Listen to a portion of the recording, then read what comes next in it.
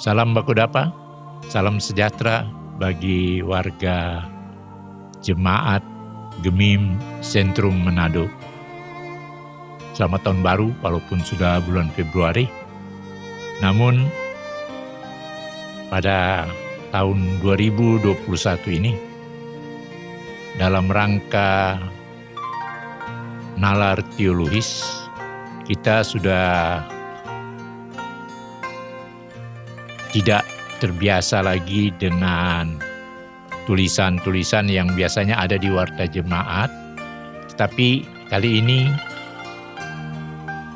kita memakai yang dikenal dalam dunia IT, yakni video stream atau juga YouTube, bisa dikatakan demikian. Dan untuk nalar teologi kita kali ini berjudul Gongsi Pacai. Silakan kita mengikutinya. Saudaraku, pada setiap perayaan-perayaan hari raya keagamaan, baik itu Kristen maupun juga Islam, maka selalu ada ucapan-ucapan Selamat Natal atau Merry Christmas bagi umat Kristen, Minal Aidin wal Faizin bagi kalangan umat Islam. Maka di daerah kita ini sejak beberapa tahun terakhir dikenallah juga suatu ucapan-ucapan selamat sebagaimana judul nalar kita atau tema nalar kita, yakni Gongsi Pacai. Orang Manado sering bilang itu sebagai ucapan Tahun Baru Cina yang dirayakan oleh saudara-saudara kita yang beragama Konghucu. Agama Konghucu secara resmi menjadi agama di Republik ini ketika Presiden Abdurrahman Wahid yang sering juga disebut atau disapa Gus Dur, ia mengeluarkan suatu tambahan pengakuan keagamaan di Indonesia, yakni memasukkan pemeluk agama Konghucu menjadi suatu agama resmi di Indonesia. Dengan demikian, hari raya ini menjadi hari raya resmi nasional. Kalau kita buka kalender, maka situ akan disebut dengan Imlek. Dan Imlek ini berisikan ucapan Gongsi Pacai yang semakin hari semakin viral di dalam pergaulan kosakata bahasa Indonesia. Konghucu di Indonesia pada mulanya itu hanya dikenal sebagai aliran kepercayaan, seperti kepercayaan orang Minahasa dulu, atau juga aliran kepercayaan yang ada di masyarakat Jawa, yakni mereka percaya akan Mbah Suro atau Nyi Roro Kidul, yang pada hari-hari tertentu mereka akan membawa sesajen untuk yang mereka percaya tersebut. Di kalangan etnis Cina, aliran kepercayaan yang ada di samping Konghucu adalah juga Tao, T-A-O. Bahasa Inggris sering disebut dengan Taoism. Tetapi Tao di Indonesia, apa karena sedikit atau tidak terlalu populer, sehingga itu juga tidak menjadi bagian dari kepercayaan, bahkan keagamaan orang-orang Cina di Indonesia. Kita perlu juga mengetahui bagaimana sampai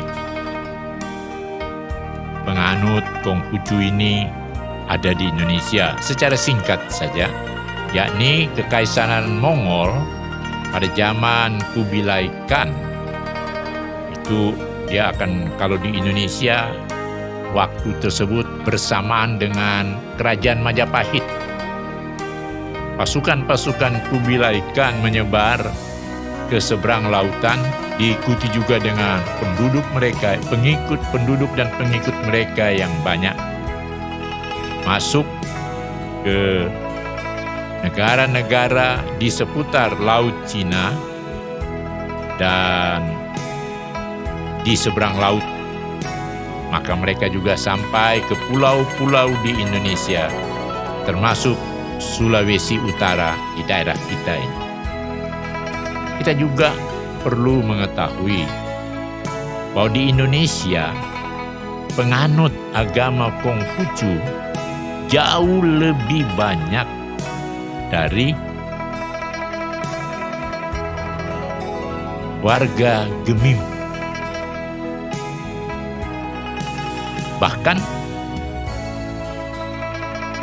bisa dikatakan jauh lebih banyak dari orang Kristen di Sulawesi Utara. Di salah satu kota di Indonesia, yakni Singkawang di Kalimantan Barat, bahkan mayoritas penduduknya adalah etnis Cina yang beragama Konghucu. Gongsi Fachai bermakna atau memiliki arti limpahkan kebahagiaan, kesejahteraan, dan sehat-sehat. Dan ini sesungguhnya tidak jauh juga berbeda dengan kekristenan, di mana kita sering berucap dengan Shalom. Kehadiran umat Konghucu dengan Gongsi Fachai-nya telah memberikan banyak hal yang spesifik di Manado pada khususnya. Di antaranya perayaan Tahun Baru Imlek yang kemudian diikuti dengan Cap Gome telah mendatangkan keuntungan pariwisata dari suatu keramaian yang unik karena barongsai dan incek pianya. Bahkan tradisi ini memberi kesan juga bagi turis-turis Cina yang pada 2 tahun lalu pernah datang berkunjung ke Manado.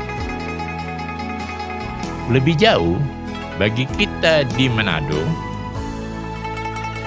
kehadiran daripada agama Konghucu dengan tradisi Gongsi Fachai-nya menjadi lebih istimewa karena salah seorang anggota Konghucu yang sudah terbiasa dengan Gongsi Fachai ini, yakni Andre Angung, mendapatkan kepercayaan dari warga kota untuk menjadi wali kota mendatang. Bukan itu saja, sebelum dia mencalonkan dan terpilih sebagai wali kota Manado, ia juga merupakan orang pertama di Sulawesi Utara ini yang menjadi ketua DPRD. Tentang hal ini, seorang dahlan Islam, Dahlan Iskan, pemilik koran terbesar, salah satu koran terbesar, Jawa Timur Pos, dan beliau juga mantan Menteri BUMN, menulis tentang dia pada salah satu ulasan di surat kabarnya. Sosok ini di masa kampanye yang baru liwat sering dibuli sebagai non-Kristen yang tidak pantas menjadi pemimpin di kota Manado. Namun, sejarah mencatat yang berbeda dan lain. Sebagai tambahan, saudara Andre Ango ini, pernikahannya dengan Irene Pinontoan dilaksanakan di Gereja Gemim Sentrum Manado yang dipimpin oleh pendeta Boyke B. Mait. Gong Sifacai yang bermakna sebagai yang mengandung kebahagiaan, kesejahteraan, sehat-sehat adalah sesuai juga dengan iman Kristen. Hanya saja itu memakai bahasa Cina. Dan itu ucapan-ucapan menjadi penambah semangat bagi kita untuk bergumul bersama di dunia ini, untuk hidup sebagai sesama umat manusia, untuk membangun sesama anak bangsa bagi suatu masa depan kehidupan yang lebih baik. Sekali lagi, Gong Sifacai, Shalom, damai sejahtera, dan kita akan berjumpa lagi pada nalar yang berikutnya.